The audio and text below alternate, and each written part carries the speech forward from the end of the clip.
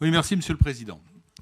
Bon, c'est moi qui vais intervenir parce qu'Émilie Chalas a dû s'absenter, mais finalement, c'est pas si mal que ça, parce qu'on nous a expliqué qu'il ne fallait pas qu'on se mêle d'un projet communal. Bon, c'est vrai qu'en règle générale, on n'a pas tendance à aller regarder. Mais comme Émilie l'a expliqué, on a été saisi, et je pense tous les groupes, par des collectifs qui nous ont fait part de leur avis sur le projet. Donc moi, je pense que dorénavant, il faudra qu'on explique aux collectifs que lorsque c'est un projet sur une commune, ce n'est pas la peine qu'ils interpellent le conseil métropolitain, puisque les conseillers métropolitains ne peuvent pas discuter de ce qui se passe dans les autres communes. Voilà, ce que vous nous demandez là, c'est ça. Il y en a d'ailleurs un deuxième. On l'a reçu ce matin, je pense que vous l'avez reçu, c'est sur une piste cyclable un petit peu plus loin. Donc on va expliquer aux gens que nous ne sommes pas des conseillers métropolitains dès lors qu'on a des projets sur une commune. Je suis désolé, ce n'est pas nous qui mettons ce sujet à l'ordre du jour. Ce sont les habitants. Ils vous ont écrit à tous les groupes. Donc qu'est-ce qu'on fait? On leur dit c'est pas notre problème? Écoutez, c'est la négation. Je sais qu'Éric Piolle est très attaché à l'intercommunalité. Je pense que nous sommes tous très attachés à l'intercommunalité. Ce serait la négation de l'intercommunalité. Voilà. Qui plus est, Chloé Pantel l'a bien dit elle-même, c'est un sujet qui concerne largement au-delà de la ville. Et d'ailleurs, l'ANRU, le projet ANRU dont nous parlons, est lui-même transcommunal. Deuxièmement, l'amendement de Bertrand. Moi, je suis désolé, là pour le coup, je suis un peu d'accord avec Éric Piolle. On demande à Éric Piolle de respecter la loi. Voilà, c'est ça l'amendement. Enfin, je veux dire, si c'est pour faire des amendements à l'eau tiède, hein, pour se défausser du vrai sujet, alors là, pour le coup, celui-là, c'en est un d'amendement à l'eau tiède. On lui demande de ne pas permettre aux gens de se baigner si les analyses de l'ARS ne le permettent pas. Je n'imagine pas Éric Piolle ni aucun maire ici prendre la responsabilité de laisser des habitants se baigner dans une eau qui ne serait pas conforme. Donc là, encore une fois, on se moque du monde.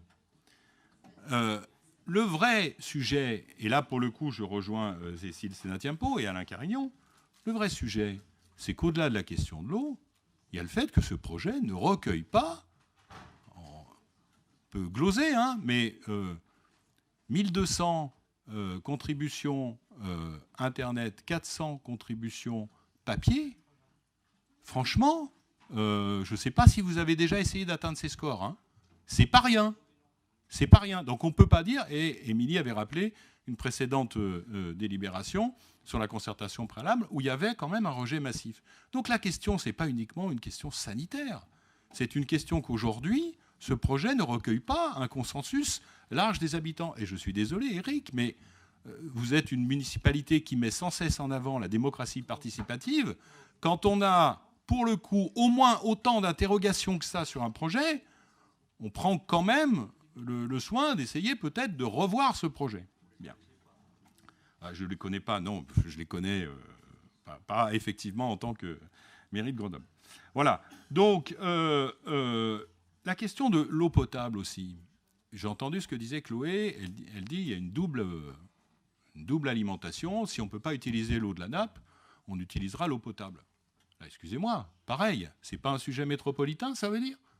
Ça veut dire que quand l'eau potable est utilisée pour d'autres usages que boire, etc., on nous dit « Ouh là là, attention !» Et là, on est en train de nous expliquer que finalement, ce n'est pas un problème. Hein. L'eau qui est rare, etc., à partir du moment où c'est pour faire un lac baignable à la Villeneuve, là, il n'y aura plus de problème, on pourra l'utiliser. Non, c'est une question essentielle. C'est une question essentielle à deux titres.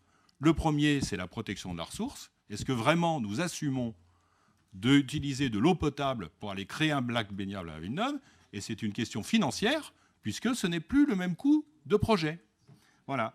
Donc, en conclusion, nous maintenons notre amendement. Je sais que vous nous dites qu'il n'est pas légal. Bah, écoutez, nous, on le maintient. Vous le rejetterez. Hein, comme ça, chacun aura la responsabilité des votes. Vous le rejetterez sur des motifs juridiques dont, je vous le dis, nous ne sommes absolument pas convaincus. Nous, ce que nous avions proposé, c'était également le report de la délibération. J'entends qu'on serait à 1 mois près.